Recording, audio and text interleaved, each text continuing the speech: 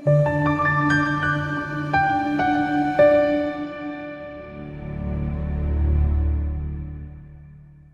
kuyithoba nokusehlisa ngibonga ithuba sibonga nje ukuthi siyalondeka uNkulunkulu uyasilonda uNkulunkulu ke uyaqhubeka usiphi isipho sokuphila kanza kwethu ke ubunzima empilweni bubalekile bube khona kodwa futhi kubalekile sazi ukuthi buzodlula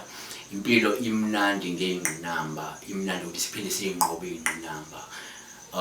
sibonga kubona bonke abantu abalandela i-channel abantu abasubscribeayo siyabakhuthaza nabanye abadlula bebukile ukuthi nganza kwethu uma ukuthi content iyakuchaza i-content ikhona la isiza khona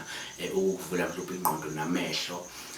isiza ukuthi ke ukwazi ukuthi mhlawumbe ulike ama video nganza kwethu esuke swa-uploadile ngathi uNkulunkulu anganibusisa kukona konke enibhekana nakho angisho nje nganza kwethu engqinambeni esibhekana nazo everyday kubalekile singaliphonsi ithawula kubalekile siphokophele phambili siphushe kakhulu mangathi kuba nzima kodwa singabese siyadembesela qhubeke siphushe kakhulu ukukhanya kuyeza impumelelo isendleleni nganza kwethu asingapholisa amaseko singene siqinile sikhulume ngawo amaphupho nganza kwethu anganithusa amaphupho amabi nganza kwethu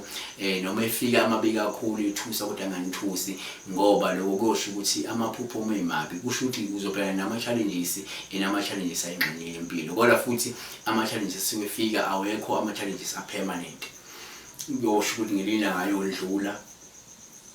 ngelilanga sokwazi ukwanqoba asingene siqinile sikhulumela ngawe uma kwenzeka mhlawumbe uphupha weluleka umuntu lolu ke uphawu luhle kakhulu ngani yakwethu nosuke lusho ukuthi umuntu oqotho nothembakele kubantu osuke usondelene nabo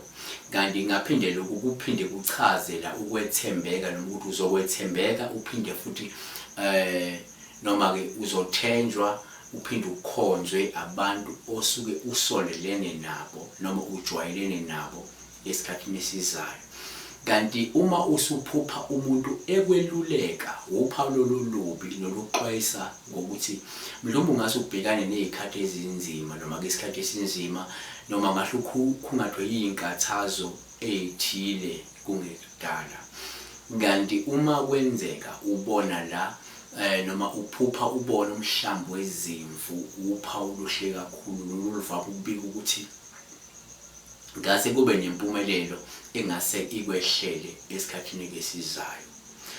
kanti uma usuphupha ubona umhlambi wezimvu kwesinye isikhathi kuyaba uphawu oluba luhle kakhulu uma ukuthi usothandweni lusho ukuba qotho nokuthembeka kwesithandwa sakho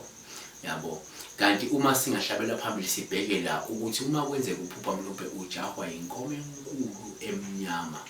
lolu ke uphawu olubi esikhathini oluvama ukuchazela ukuthi ke uzohlangabezana nezimo ezinzima empilweni ungalindele kanti ngaphinde kusho ukuthi mhlawumbe kungenzeka kunenkomo kamoya spiritual cow ezakwena kodwa ke emelele isimo sesitha noma engamelele isimo seyilwane ogadwa ngazo abantu ababi empilweni kanti ngaphinde ukuthi qaphela kunomuntu omubi mhlawumbe okume kabi ngezigadlo empilweni kanti ke uma kwenzeka ube umuntu okwenzeka njengamanje uphupha wena umshayeli wetekisi ubambele emathupha uyashayela itekisi leli kunabantu asuke bephakathi lolu uphawu olingelubi oluchaza la ukuthi kunabantu abaningi abancike kuwena ukuze mhlawumbe bakwazi ukuphumelela empilweni noma ukuze bakwazi ukufeza izinhlelo asuke benazo empilweni yabo kanti engaphinde sikubalule futhi la ngokuphupha ungumshayeli wetekisi nalolu kuyaba upha olingachaza ukuthi uhlala unaso isikhathi sabanye abantu futhi uyathanda ukwenzela abanye umusa empilweni yabo uyazinikeza isikhathi sabanye abantu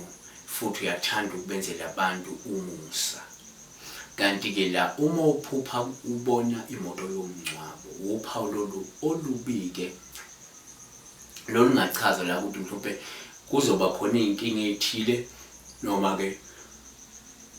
isiqhaqhaqa esizoba khona ekhaya kusho ukuthi uma uphupha ubona imoto yomngcwabo komunye umuntu kuyenzeka kube uphawu lwesifo esingahle sehle,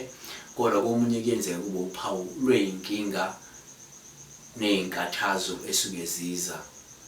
kuyena noma ekhaya. Siyabonga kakhulu ingane zakwethu, uNkulunkulu enilonde, uNkulunkulu enibusise. Niqhubeke ni-subscribe, niqhubeke nibuke lama video, niqhubeke ni-like, niqhubeke ni-comment.